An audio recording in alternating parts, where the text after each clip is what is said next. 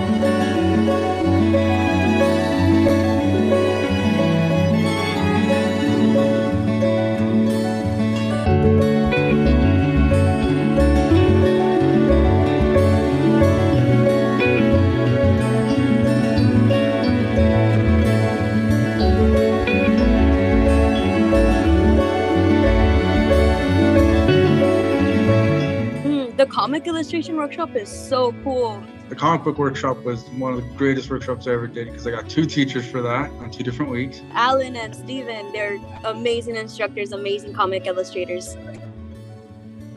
I had like certain characters that I would draw, but I feel like, yeah, they're characters, but show me a little more personality, kind of. I'm always thinking about like just random things. And I feel like with music or with comic book drawing or with fashion, I could like speak out those ideas without exactly putting them into words. And it was extremely fun. I was actually able to learn how to draw comic book characters from in 80s style or the golden age, silver age, and copper age of comics or bronze age of comics. And then I also learned how to draw comics of my own style with just random shapes. So I took a rectangle and I was able to turn it into a weird looking dragon with a helmet. And that was fun.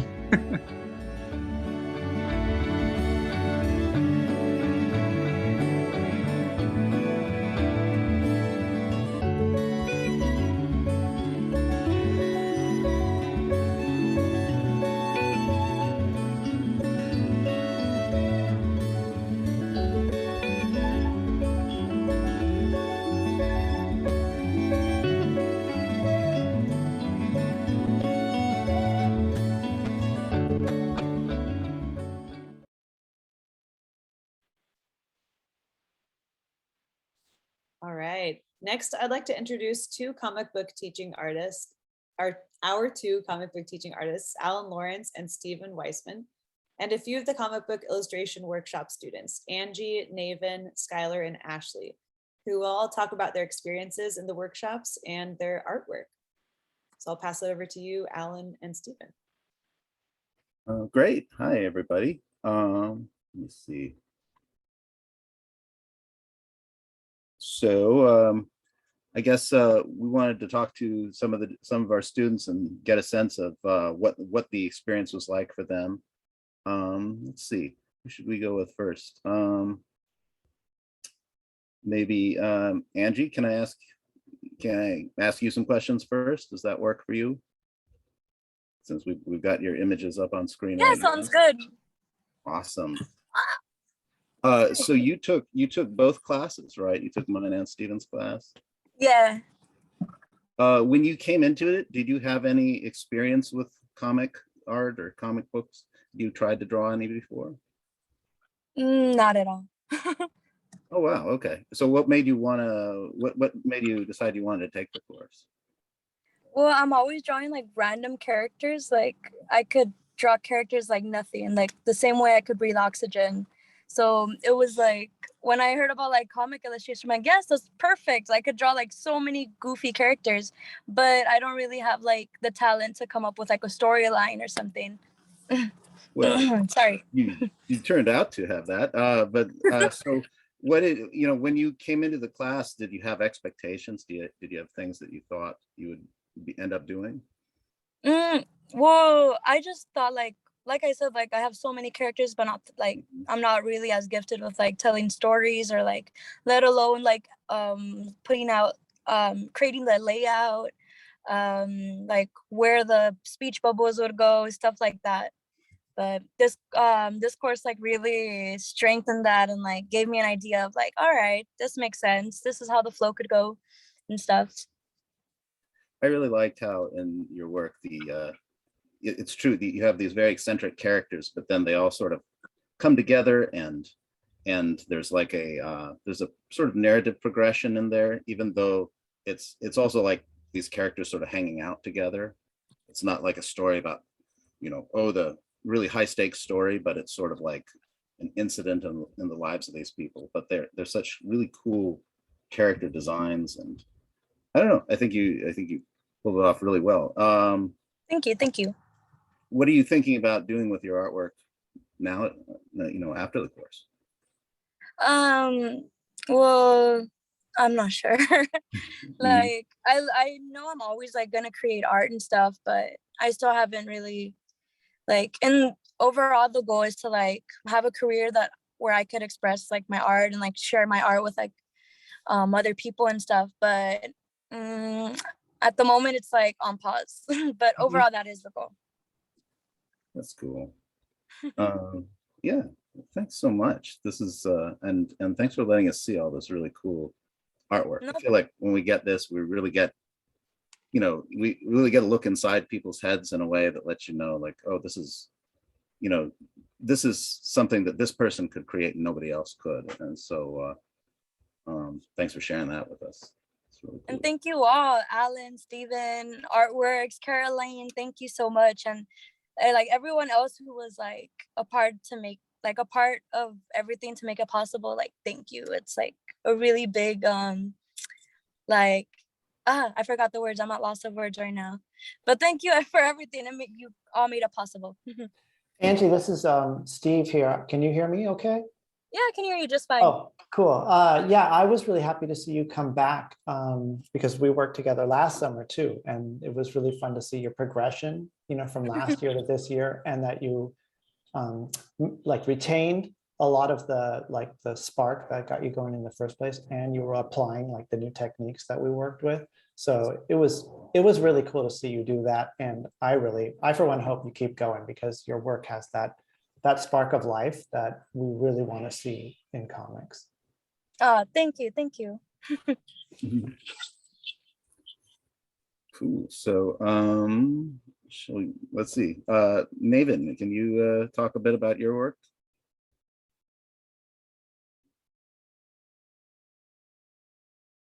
Are you there, sir? Let's see. I think we're having trouble communicating with Naven. I know he's here, but we're trying to make him a panelist so he can speak. So maybe we can move on. Yeah. Ashley, Stephen, would you like to talk to Ashley? Hey, Ashley, are you there? Hi. Welcome back. It's I'm so glad that you could make it today, and it was really fun working with you and the other kids in the group this summer. So as a way of introducing yourself to the group, did you were you a comics reader before you took our class? Yes, I read a lot of manga, and I know, what else did I read? I know there's more stuff I read, but for a while I read a lot of manga, and then I sort of just sort of like stopped reading for a little bit, and I guess watched more stuff or was inspired by other stuff, but comics, like the class actually made me check out comics more that I've been wanting to check out.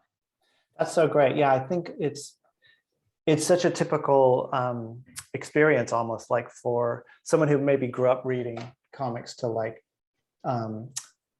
maybe not find the next step for a while and say, oh, maybe maybe I'm not going to read these. Maybe these aren't going to make the jump with me as I like head towards adulthood.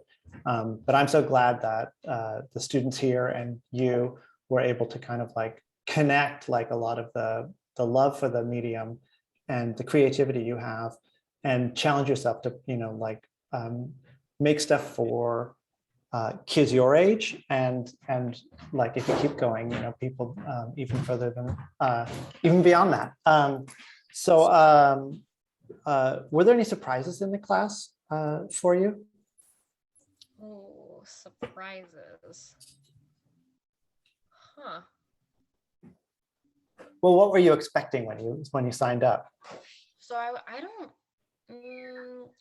I was expecting to learn about comics, of course, like and how to plan everything out and all this stuff. And I really liked that I learned, like, I got a lot out of it, and that I really learned like all the vocab and like what everything is. And it still sticks with me now. It's like how you position the panels in something can guide the eye. And I really loved, there was a lot of focus on guiding the eye, or I mean, not a lot of focus. There were a lot of lessons on like guiding the eye, because that's such an important part, and like spot black and all that stuff. It was really helpful for me, just because I really like visual storytelling as a whole. So knowing how to guide the eye and like getting the tools to that, I really liked.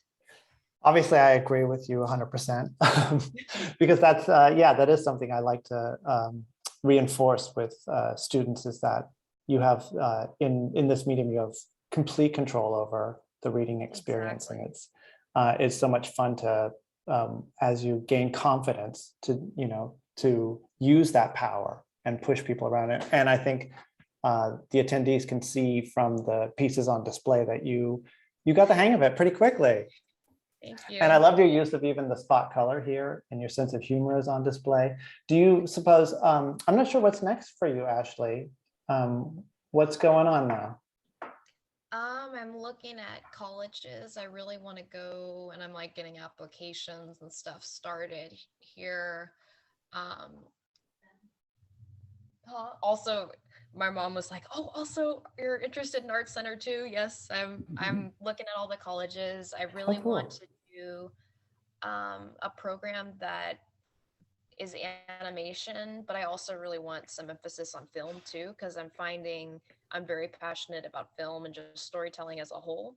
But I kind of want like main focused on animation, and then like also a lot of focus, like not as much, but a good amount on film, because I really want to go into animation, or maybe even film, more so animation. But excellent. Do you suppose that the techniques that we were working with over the summer could apply to those forms, say animation or filmmaking? Of course, yeah.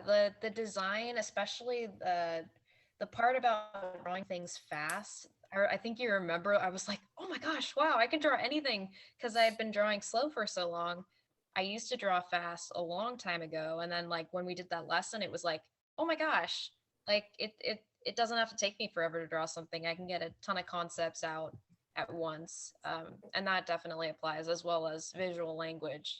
I think comics are sort of just a still version of animation in a way, storytelling.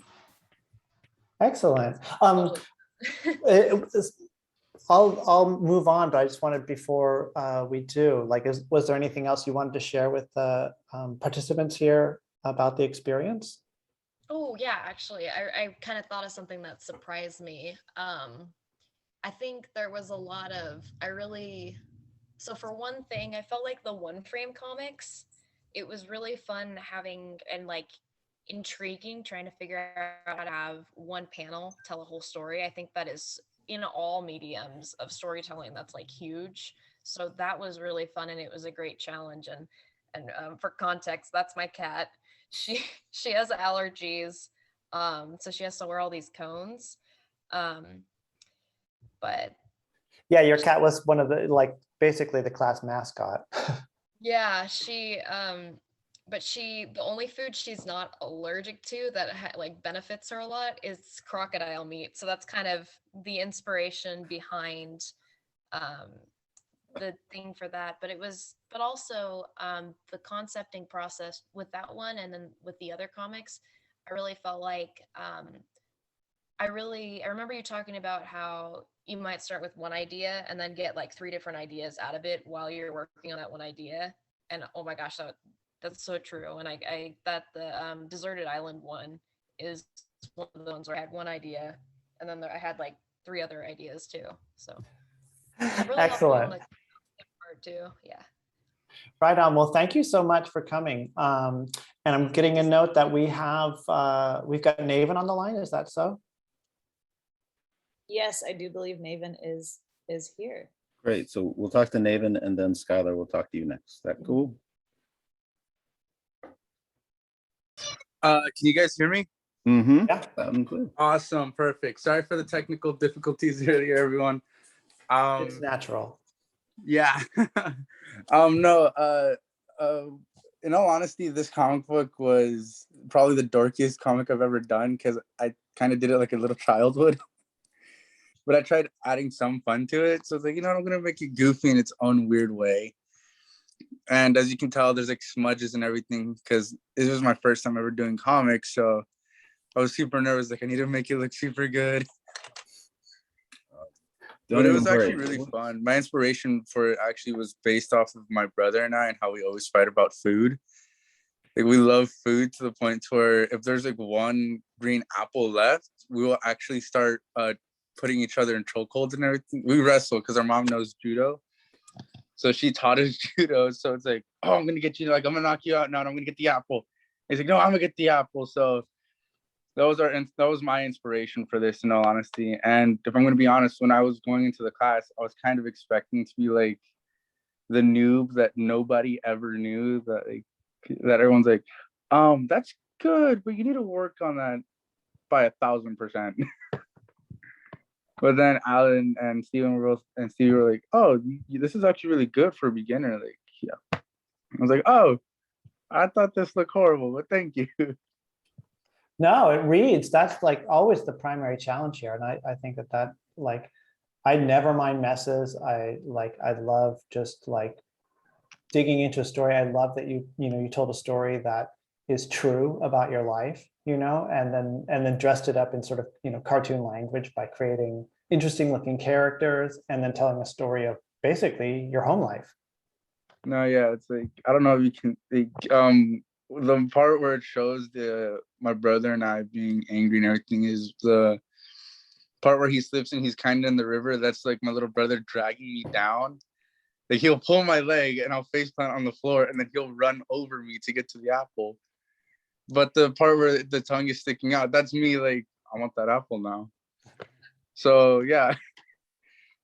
So every little bit in here is like, I'm the big giant monster. My little brother's this little floor that's compared to me, like this little kid compared to me, but he's still able to pull me on my butt and be like, I'm going for it first. He's like, no, I'm gonna get it. So it's really fun. That is so funny. Please tell me that you're going to like keep doing this. Oh, I'm still working on another comic now, but it might take longer because I'm pretty sure you remember my comic character, Mr. Smiley or Mr. Smiles.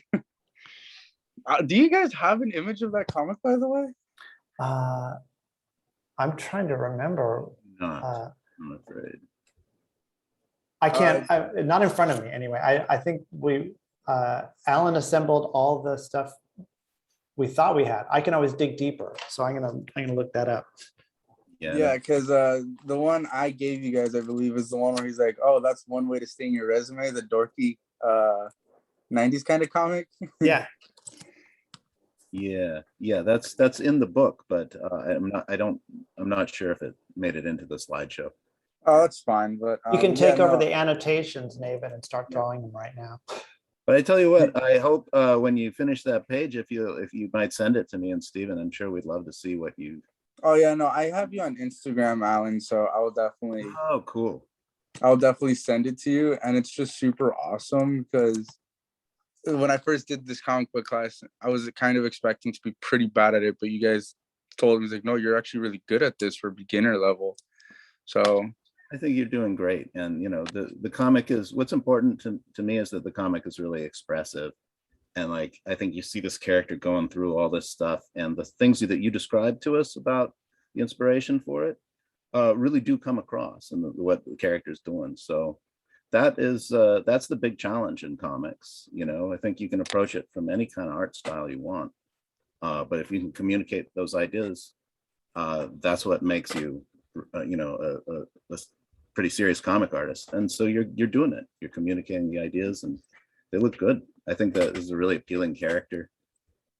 no, yeah. My mom always says like I'm this giant cow of a guy that always has like multiple stomachs when I eat food.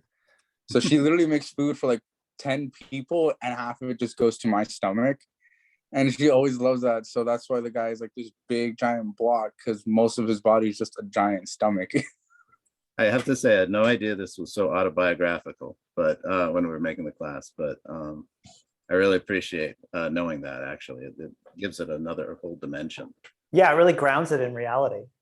Yeah, I love dragons. Like my mom can tell you, like if I could meet any mythical creature in the world, I always say dragon, dragon, dragon. I don't care if it's like a fire-breathing dragon, a baby little dragon from Game of Thrones. Like I don't care. So long as it's a dragon, I'm gonna be happy. Awesome. That's so great.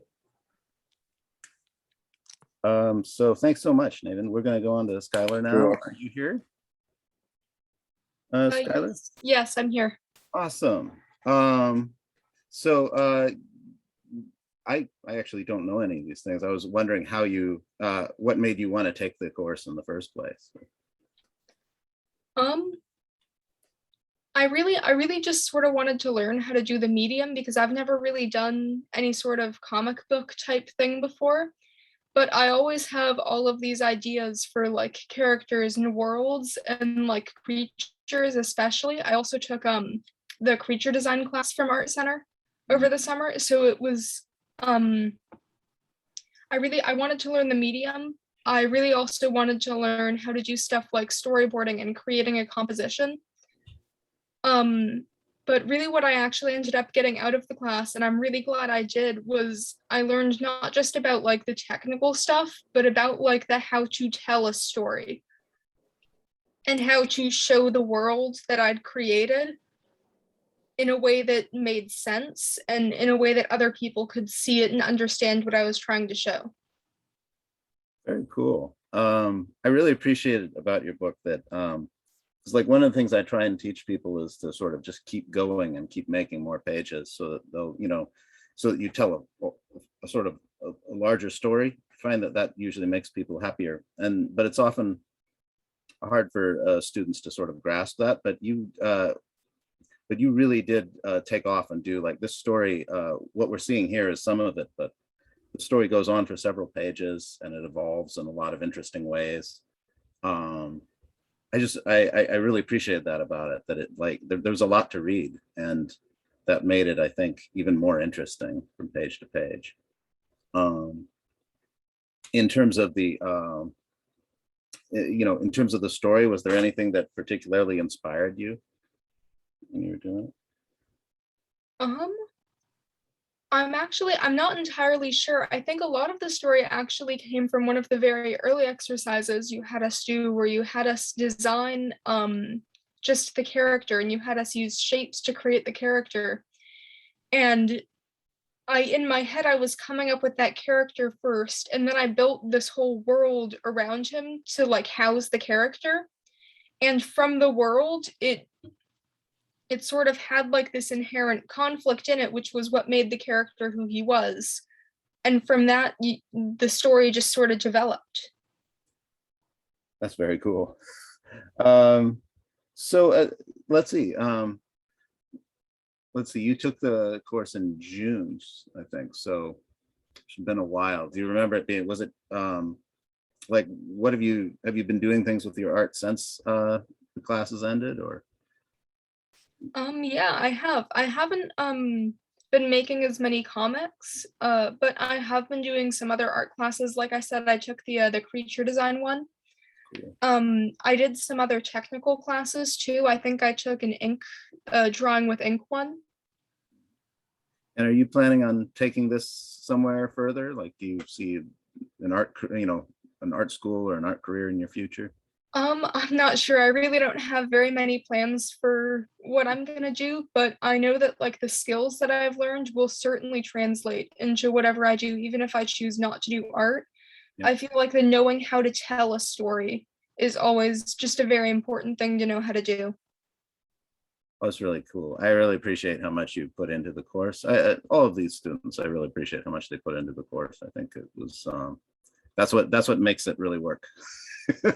So thanks very much for. And Skylar, that's such a good point. Sorry, jumping in here. I know we didn't get to work together, but that what you were just saying about being able to tell a story being important to other aspects of your life, I think that's a huge lesson to learn early, and it's great. It really does. You can use it kind of anywhere. It helps you to navigate job interviews, friendships, social situations, writing, of course, artwork. So it's fantastic. And I love what I'm seeing here of these pages. Thank you. All right. Thank you so much to our teaching artists, Alan and Stephen, and all the students, Skylar, Ashley, Naven, and Angie for sharing their experiences.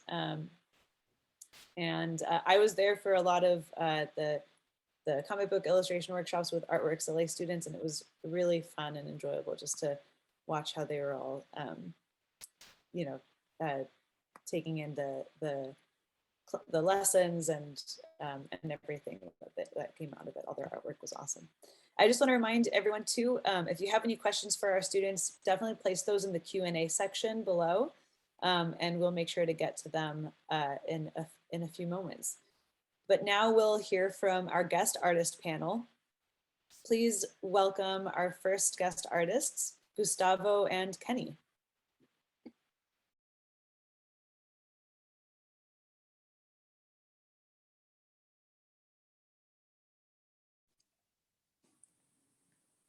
Hello, hello. Can you all hear me? Hello. Yeah. Thank you all for having me. And Kenny, I hope you're there. Seems to be. Oh, cool. All right. Yeah, good to be here. Yes. Amazing work, everyone. Wow. Yeah, super impressive, right? Super dope. Yeah. Yeah, congratulations to everyone for finishing the class and creating amazing work. I'm going to start off our presentation with a question. Is there a comic book that's going to be made of the student work from the class? Is it printed or online, and it will be available for the public? Caroline, I'm just curious. Yeah, because I'd love to see more of it. Yeah, there is a book that has been printed, and I believe they're going to be dropped off at the ArtWorxLA office tomorrow, and we'll be able to distribute them. So I know students will get them, the students that were in the workshop, and then hopefully we can distribute them to other folks as well. Oh, great! Thank you. So I'll kick it off here. I'll introduce myself. I'm Gustavo and Kenny Rhyme Warp Productions. We've been working together 9 years now. It's flown by, and we met years ago at a comic convention called WonderCon in Anaheim, and we met because of our work. We were tabling not far from each other, and we saw each other's work, and we started talking, and we found that we had shared interests. So we met up, and after that show, and then we had some ideas, we started sharing back and forth, and we came up with the Rhyme Travelers, which is what you see in the slide here. You see some of our characters. We've done some art installations and art shows. And what the Rhyme Travelers are a band of musicians, hip hop, funk, jazz, rock. We don't really name the style, but it's really hip hop influenced. And they travel through the universe playing gigs, but every time they go to play a gig, something happens that they have to save the planet, save the show so they can finish and rock on. So that's what we do in terms of comics, what's on the screen now. There's lots of things we do together, but I wanted to hand it to Kenny to talk a little bit about process and how we come up with these comic books. Yes. Okay. Yeah. Like as Gustavo said, we were tabling. We were doing kind of our own things individually, and just out of a mutual love for a lot of the same things, we wanted to do something together. I would say that to this day, it's been very improvisational, conversational. I would say that, well, we put a band together. We knew we wanted a band, so we had to do these characters. And I think I can relate to a lot of what a lot of the students were saying. Like, you start out, you draw these characters, and you can draw them kind of without thinking about it. And then when you have to translate that into a story, you start leaning on like a whole nother skill set.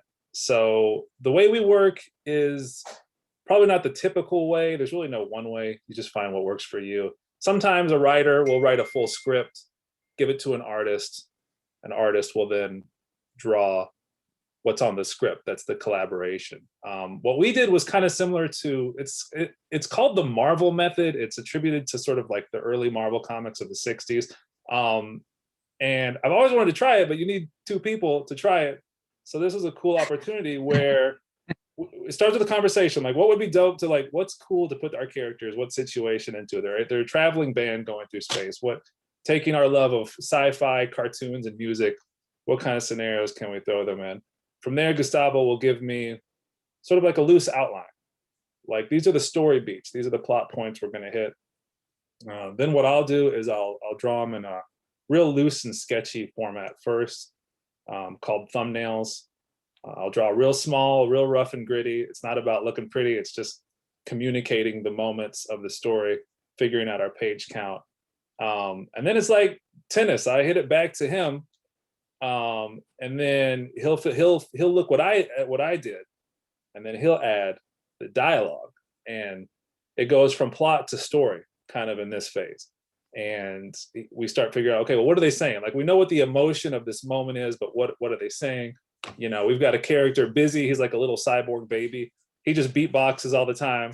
We have Flowtron. He's an MC robot. So he always speaks in rhyme. So, you know, every character's got like sort of a unique voice, and they respond to the moments differently. And we always leave a little room to have a roadmap, but like make a little bit of it up as we go. Once he gets that sort of more finished script back to me, you know, then I ink, color, probably a lot of the steps that you're familiar with. I work digitally. I was loving to see all this traditional media, the spot blacks, the grays, the just pen on paper. That looks great. My background was graphic design. So I drew comics all the time, like growing up, and then that kind of led me into graphic design, where I learned a lot of the computer software. And I still do that, but when I do comics, I'm able to bring the graphic design stuff over. So I use a lot of digital tools. It's just a little more natural to me at this point. So I draw it all digitally. We shoot things back and forth. Wouldn't it be funny if? What if this happens? And the story keeps escalating. And we're just kind of entertaining each other until we have a finished comic. Yeah, it's a process that I thank you for describing it that way. And it's improvisation is key to what we do.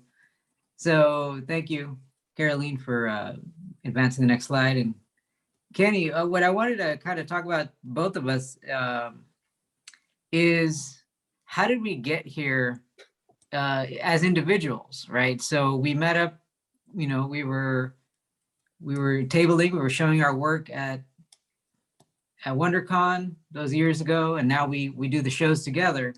But before that, you know, what's our trajectory? So I'll kick it off, but Kenny, I'll have, you know, think about that for a second. Like, how did you get to WonderCon 2012, that year that we met? So how I got here is I always loved art and writing, and I just found ways to express just whatever I had around me, a pencil, a pen, whatever, as a kid. And then growing up, you know, having a camera. I grew up before the cell phone. So, you know, just using the camera and just finding ways to experiment with making things. And then I found that you could study this in college. So I looked into college, and I was able to get a scholarship and get financial aid to study arts. So, and then from there I graduated, and then I was able to continue it and find different ways, but I'm always finding new avenues to explore. And meeting up with Kenny was really inspirational in the sense of, well, let's try new things you've never done, things I've never done. I had never done a comic before. I always loved these approaches that comics can do that you know, photograph or a short story can't do, or a piece of art can't do on a wall. There's many different, as you know now, taking this class, you know, there's different things in the medium of comics. So yeah, so that's how I got here. And now what we do together is, it includes what's on the screen now, is that we do art shows, we work with different musicians. This is actually highlighting one of the shows we did for a famous funk group called Parliament Funkadelic. They started in the 70s and they are still going strong. So so that's what this is about on the screen right now. So yeah, Kenny, how did you get to, you said you studied design. Yeah, I definitely grew up drawing a lot, drawing comics, and just having some vague sense that I wanted to do something with art. Like, how can I do that? Is that a job? Is that a thing? And I found graphic design felt like a good fit for me. And but everything I do now, like comics is not my full-time thing. I like what I heard earlier about it's going to serve me, like it's going to serve me no matter what I do. I think that's incredibly true. Graphic design, comics, everything I do as a freelancer is words and pictures, or words or pictures. But, you know, comics is visual storytelling. So you've got design, you know, you can bring those skill sets to other realms, writing, presenting, storyboarding. All that stuff kind of came from my love of comics. I was at WonderCon at my little table. I had some self-published comics. I maybe had done some stuff for Mad Magazine, and I was just kind of there in that context, but mostly self-published comics, what I was doing. And then, yeah, it's been pretty wild where it has taken us. All right, thank you. I think we're going to pass the mic on to, I'm not sure who's next. Oh, Javier. So thank you, everybody. And yeah, we'll be around for the Q&A. Thanks. Yeah, thank you, Gustavo and Kenny. That was amazing. Now we'll move over to Javier. Thanks for joining us today, Javier. Yeah, it's good to be back here with artworxLA and the other speakers, and especially that student work. I'm so glad we're able to see it. Yeah, it's great work. And at the end of the day, whether it's their first comic, like some of the students mentioned, or they've done them before, even us professionals, we're just telling stories. You know, we just happen to love the drawing and the writing aspect of comics. But yeah, just like musicians or dancers or filmmakers, we're telling stories. We just choose the comic book medium. So it's good to see what everybody was doing there. So yeah, I'm a comic book creator. I've been making comic books for 23 years now. My most known character there up on the screen, El Muerto, the Aztec zombie, which I started back in '98. That's the cover of a graphic novel I did about a couple of years ago. I'm working on a new one right now. And we're gonna look at the other images. I do all my own artwork. I still do it old-fashioned, hand-drawn, analog, whatever they call it, on paper, you know, on paper and with pencils and ink and brushes and such. Yeah, there's a page there. The lettering I still do on the computer. So I draw my pages by hand on big sheets of Bristol paper, 11 by 17. That's what you're looking at. I draw it with pencil, then I ink it with a Pentel pocket brush pen. And then I'll scan it in the computer. And now I switch to digital. Now I do the lettering on the computer. There's plenty of people who can do excellent lettering, but I write like a doctor, you can't read it. So it's better for me and for the reader that they read it. So I do it, I use the computer fonts. I forgot the name of that particular font, but I picked one that looks kind of like comic book hand-drawn style. So I think there's another image there of another page, but yeah, just want to give you an idea. I like working in black and white. I mean, I love the aesthetic of black and white, but also it's economically, I print my books, you can put them online, of course, but I still like printing. I like selling printed books. So it is a little more cheaper to print a black and white comic versus a color comic. So that's one of the reasons I do the El Muerto stories in black and white. Although I do color comics, sometimes I will do a comic and publish it and print it up in color too. So I work both methods, I guess, as far as black and white and color. And then back in 2005, I think 2007, they had a movie. I had a movie made out of my comic, which we got a couple of images of that. There's the DVD cover. So yeah, that's Wilmer Valderrama from that 70s show, which even that might be told for you guys now, that 70s show. There's me on the set. I actually had a cameo in the film. There's me with my much darker hair back in 2005 when we filmed that, but there's me, and then there's Wilmer Valderrama in his costume. So I had a cameo. I meet him in the cemetery and I take the mask, that skull mask off. And so I've been immortalized in the film. And there's another poster that was used to promote the movie. So that was a fun experience, getting a movie made out of the comic. It's not something I planned. Like, I didn't sit down and make a comic because I wanted to have a movie made out of it. I sat down and made a comic book because I wanted to tell comic book stories. But it was great that it got the attention of a director and a producer, and they contacted me, and then we ended up making this film. So that was a really fun, I'll call it a detour from making the comic. So see if we do another follow-up movie, or maybe something else comes out of it one day. And the last couple of pictures, I think it's just some images of El Muerto, just to show you more of the comic book. That's from one of my sketchbooks that's just done with gray markers, real moody piece. And then the next piece, I think, is a color piece, just showing his different, him in different positions, but you get an idea of his costume. When I made his costume, the whole reason for the comic was I wanted to do something based on Aztec mythology and Day of the Dead folklore.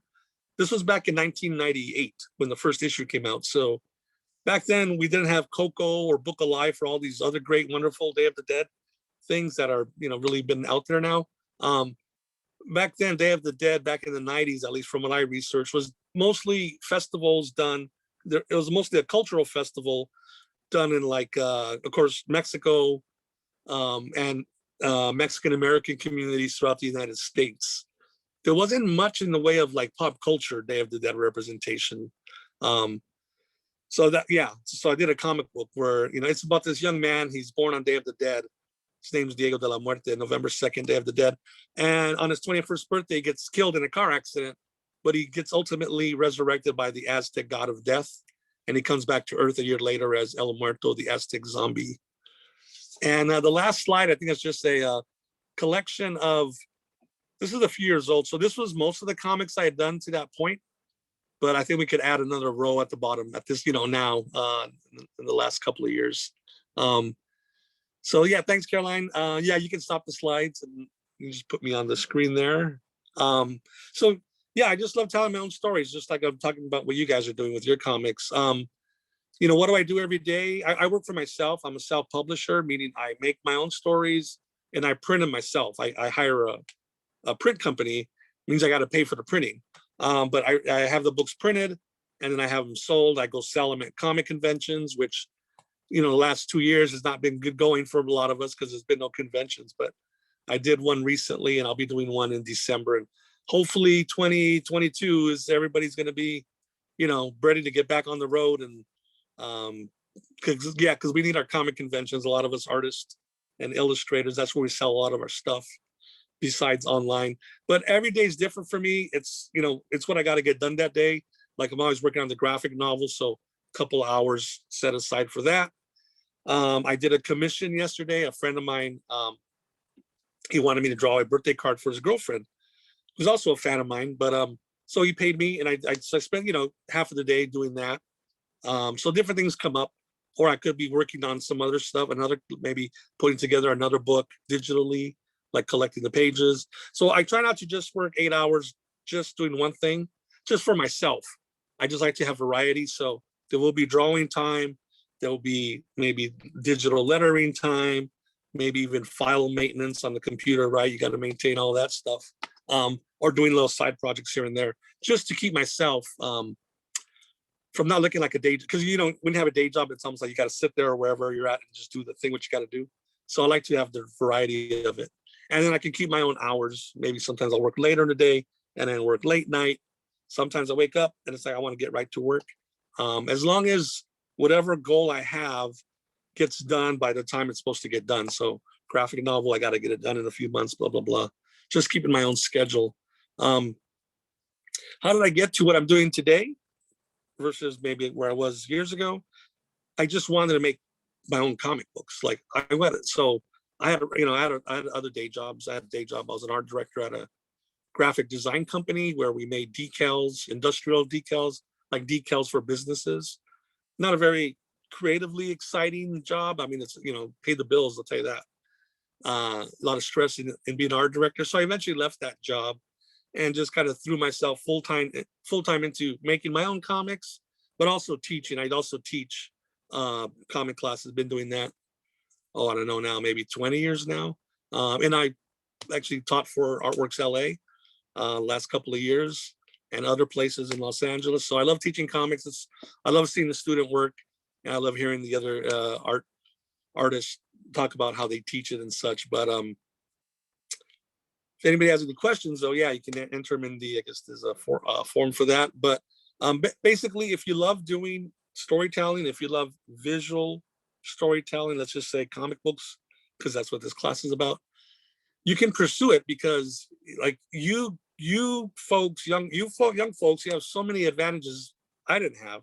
You guys can do your comic at home on your computer, and you can upload it right away on Instagram or wherever, one of your social networks. And just think, you potentially have, I mean, potentially anyone in the world can see your comic at any time once you put it up. Like when I was doing my comic in '98, my first issue, you know, I had to go to Kinko's and print it. And then, you know, now you guys just put it up and it's free. So, okay, I think I'm going to stop here. Hopefully I gave enough information, and yeah, pass it to the next artist. Thanks. Thank you so much, Javier. That was incredible to see all of that. Sure, thank you. So now I'd like to introduce our next artist, The.Penguino. Hi, so I'm gonna be sharing my screen. Let's see. Okay.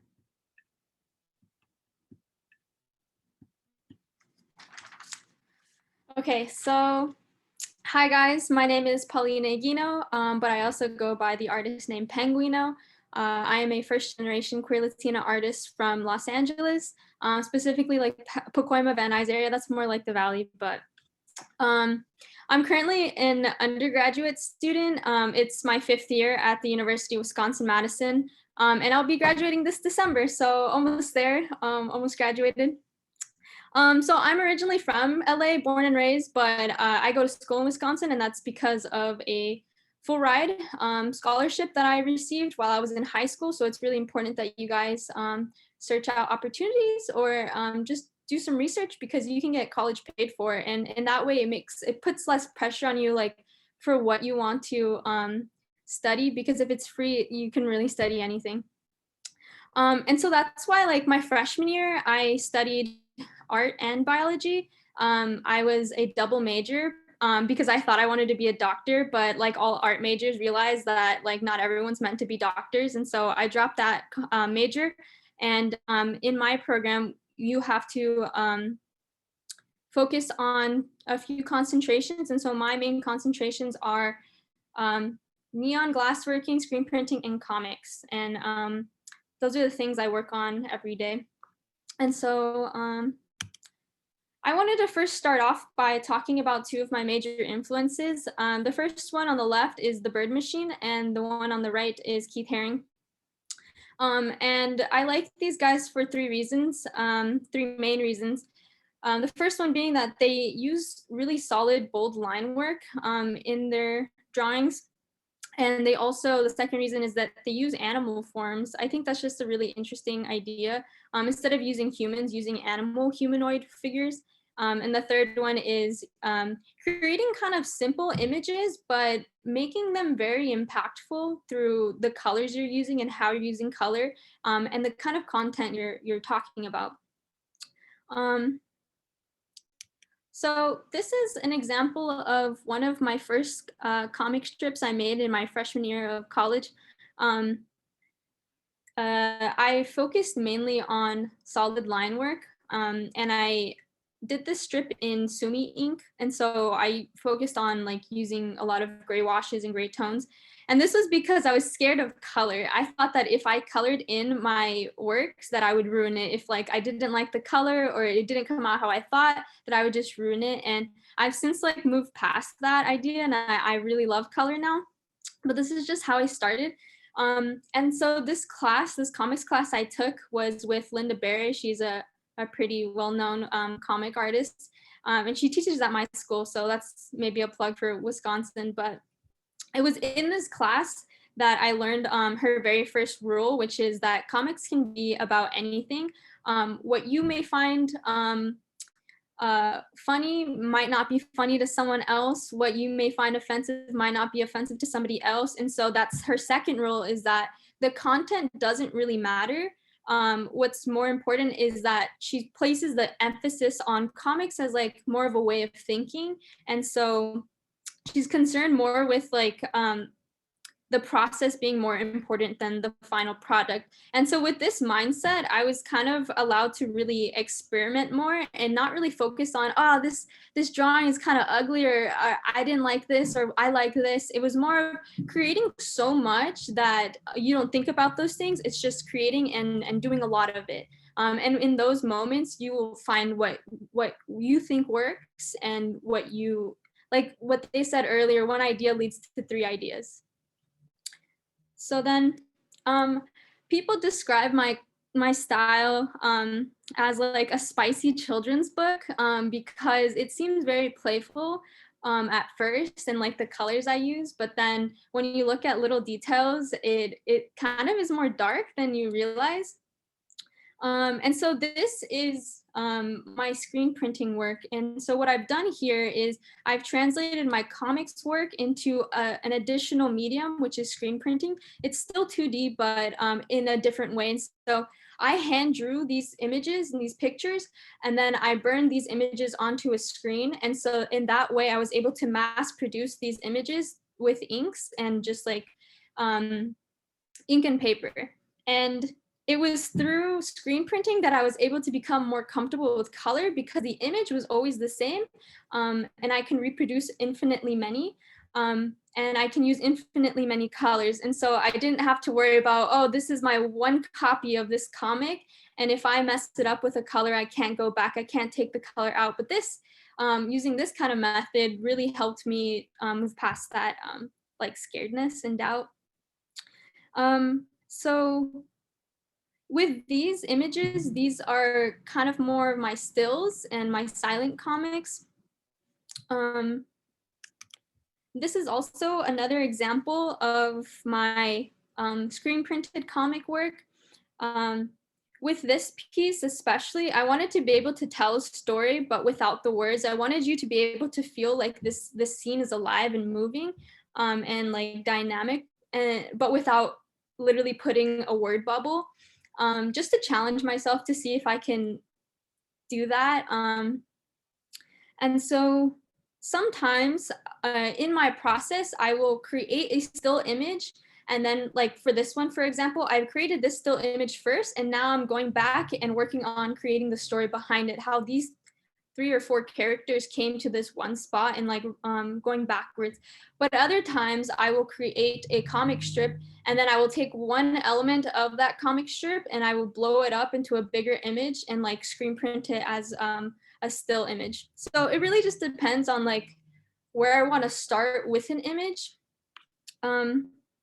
And this piece in particular, La Carniceria, is kind of about the butcher shop.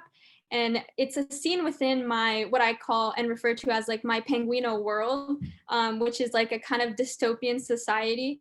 And it's within this world that like, it's kind of like cannibalistic capitalist society. And so these like animals and bird creatures will eat each other, sell each other like in a black market or something like that. It gets very dark, but it's still like a spicy children's book. It looks very playful. So the next thing I wanted to talk about is my last concentration actually. So once I really understood, and I'm still understanding though, my 2D background in comics and screen printing, I wanted to try and challenge myself to see if I can work in 3D. And so this is how I did it, was through working in glass, particularly neon. And so neon begins as a hollow glass tube, which you then heat with really hot torches and you fill with gas. And so neon gas is the red on the left that you see, and argon gas is a kind of bluish purple. I don't really want to get too much into details of the technical part because I think that doesn't really matter as much, but these are some examples of the colors you can use here. So what I did was I grabbed some of the images I created in comics and I turned them into neon. And I did this for a few reasons. I just wanted to see it happen. Sometimes that's just what you want to do. It's just like, I just want to see this exist. And so that's how I started. But what I realized is that when I transferred my comics into neon form, it kind of animated it in a way that I didn't feel like it did in a 2D form. And so having the comics and like the illustrative style be in glass, you could really feel like the piece because the light is reflecting on your own skin and like you're standing in front of a piece, and this piece is life size. And so it's kind of like making you see this image as a comic form and then feeling it in real life. So as if like this piece is existing actually in like your own world. This is also another example of my comics turned into neon. This is a character that I've drawn over and over again. And again, I always start in comics first and then I translate it into neon. And so what I'm doing here is I'm using my same style, but kind of translating it into interdisciplinary work in like 2D, 3D, and even 4D work. So this is it completed. And these pieces get really big. I'm only 5 feet tall, but like these pieces are bigger than me. And this piece itself is like 5 feet by 5 feet. So it's like, it really has a presence to it. And as you can see, that was the picture on the right is my original kind of comic still that I created first before I made the other one. And just to like wrap things up, I'm still a student, but it was through my comics and my other artwork, but like all my artwork, I feel like in general has a comic background. It was through this work that I was able to create a gallery show earlier this year where I actually sold work for the first time at such a large scale. And what sold most were my comic prints. And that's like a really easy way to get quick cash as an artist, especially as a student artist. And this opportunity itself really helped me navigate that transition from student to professional. And I'm still getting used to that, kind of thinking about more of your artistry as a business and how to really sell yourself, but not like sell yourself short. And so my final project that I want to talk about and like work on, what I'm currently working on right now is creating a solo show. I feel like that's my next step in like my artist career. This show that I have presented right here was a collaboration. And so it was me and my artist friend, Tony Torres. It was a collaborative exhibition. So everything we made in the show, we did together. But I wanted to create something that's all of my own and uniquely my own. And so my idea is to have a room that is completely filled with neon screen printing and comics. And so the comics will be exemplified in like light, print, and zines. And they would all just be like interacting with each other and just like really embodying my Penguino world and making that a very real environment. So yeah, thank you so much. Comics are important, and I think they're a great way of thinking and journaling out what you want to say. So thank you so much for letting me talk. That's it. Thank you so much. That was great to see your artwork and hear from you. Thanks for sharing, Penguino.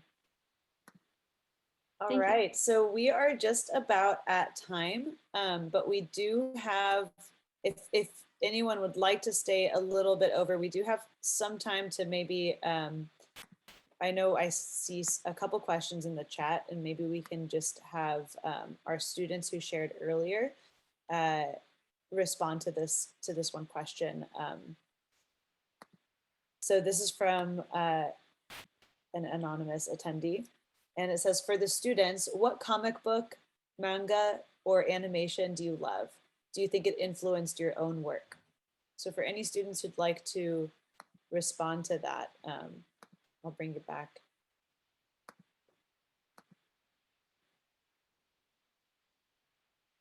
Bring it back into the panelist realm.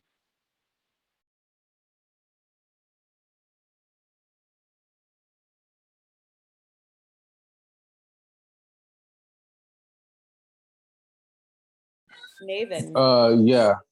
I'd like to answer that question actually. My inspiration or the manga or comics that I like reading, one of them is actually the Snake Eyes comic from G.I. Joe. And I love it because there's hardly any word paneling whatsoever. It's mostly mute, and it's incredible because it just speaks everything through action. And I guess the manga that I read the most right now is that time I got reincarnated as a slime. I'm a dork, so I'm a huge nerd when it comes to manga, but I love it very much, and it kind of inspired my thing for my comic as well. Majority of it was based off of, it's kind of an autobiography of my life, and my brother and I was fighting about food. But part of it, the animation style that I was going for, the design I was going for, was kind of that similar to that of manga, to make it look more like a manga comic book instead of just a simple comic book, because you can see a manga, it's always in Japanese, but you never really see a manga that's fully American, if you get what I mean. So yeah. Cool, thank you, Naven. I think Ashley also wanted to answer that question. Ashley. Yeah, I'd love to. Anytime I can talk about inspirations, it's like super fun, I think. For me, comics, I really loved the one that I read a lot when I was reading manga more was Full Metal Alchemist. That one is amazing. I think the reason I like the comic version of that story so much is the author comes in and she has silly little comics, which is what I like doing with my original characters, and then she treats them like they're her kids or something, and I just, it's so creative, and you really get to know the way she does it. It's so creative, you get to know her, but it's also the storytelling is fantastic. And then also One Piece. I have no clue if anyone is knowing this stuff, but One Piece has really good storytelling. It's got a lot of strength with characters too.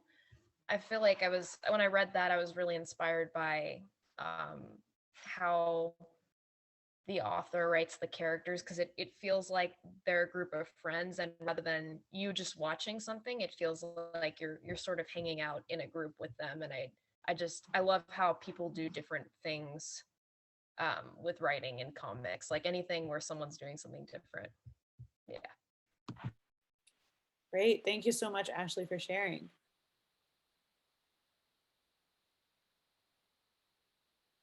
On this, since we're a few minutes over time, but it says, does a career in the arts feel like a real possibility to you, and does that matter?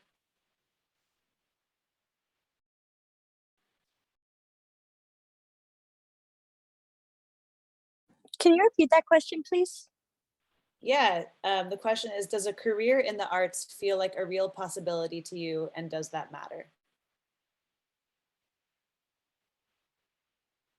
I can kind of answer that question. I feel like it's totally realistic, but you kind of gotta have like a backbone to like for the you gotta have like a plan B kind of, or like something to support the choice of like having a career in art or something like that, if that makes sense. Yeah, thanks, Angie. And Naven, I saw that you raised your hand as well.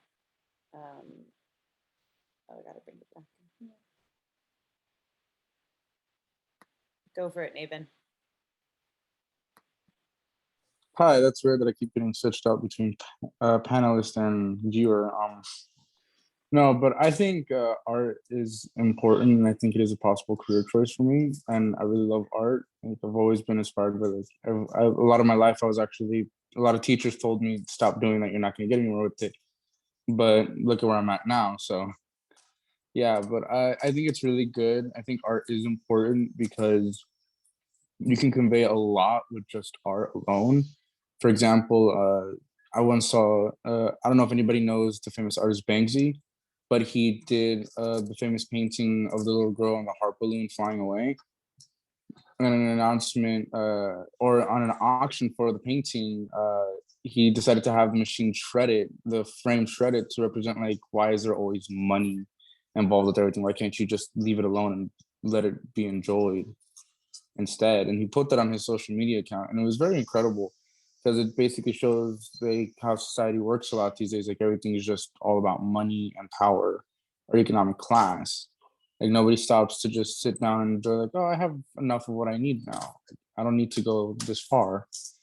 And not many people do that. It's very rare when you find someone that says like, oh yeah, I can make more money, but I have this little 1,000-foot house and that's enough for me. So yeah, that's why I think art's very important. And I think it is a possible career choice. Awesome. Thank you, Naven. And that will kind of wrap us up. So thank you again to everybody for joining us this afternoon/evening as we celebrated our students and the comic book illustration work. We want to once again thank all the folks over at ArtCenter and the Mary Pickford Foundation for making all of this possible. Thank you to our teaching artists, to all our students, and to our guest artists today. Have a great evening, everybody. Bye.